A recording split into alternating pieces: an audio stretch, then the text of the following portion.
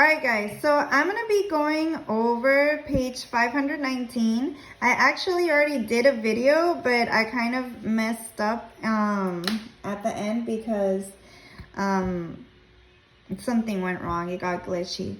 So we're going to go over number 19. So I went ahead and wrote the problem again because there wasn't enough room to work on the problem up here. So when I went ahead and wrote the problem, the first step was to draw our line in the inequality. Now we need to subtract 15 on both sides because that's the inverse operation, the opposite operation. Once we do that, we get negative 88 because when we have two negatives, we actually add. So we have negative 88. And that's greater than or equal to 11x. Now, what our next step is, we need to divide both sides by 11 because that's the inverse operation. That's going to give us negative 8 greater than or equal to x. Now the tricky part about this is that this is a negative. Normally we just go with whatever way the arrow is pointing, but in this case we have to switch it, okay? So it's gonna be x less than or equal to negative 8. So if we switch it this way, because anytime we have a negative number, the sign switches, okay? I know it's kind of tricky. So the arrow's going to be pointing this way now. So the line is going to go this way, to the left.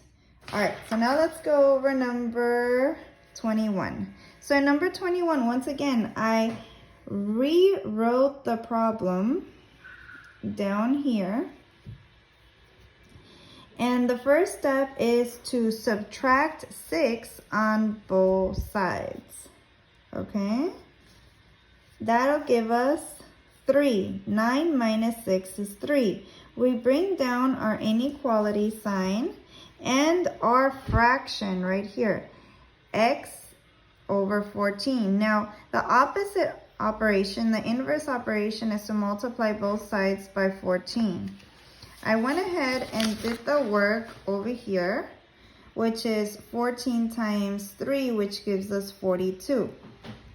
Now, 42 is less than or equal to x, and I went ahead and graphed it up here. The only thing you need to do on this number line is in the middle, I just chose the middle, and I put the number, you see, the number of that we got for our solution.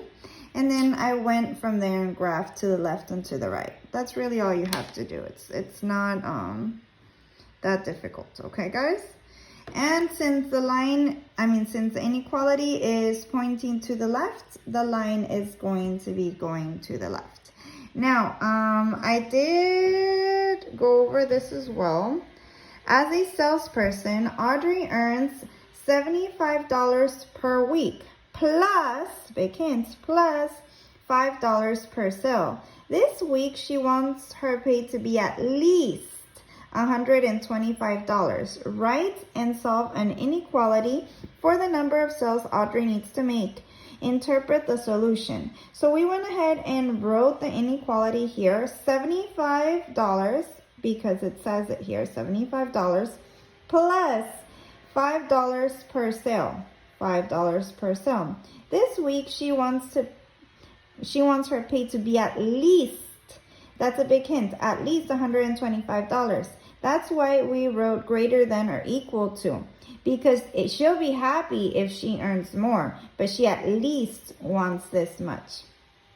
Now, we went ahead and did the work right over here on the side. So we drew the inequality, a line over the inequality sign, and then we subtracted $75 from each side. When we did that, we got $50. 5s is greater than or equal to 50. Now here we have multiplication, so the opposite is division. So we went ahead and divided both sides by 5. S is greater than or equal to 10. I know this kind of looks like a 0, but it's actually a 10. Okay, so S is greater than or equal to 10. And this means, because look, we still need an interpretation. Audrey needs to make at least 10 sales. Okay? I hope that helps. I'm going to go ahead and lift it up so you guys can see all of the work put together.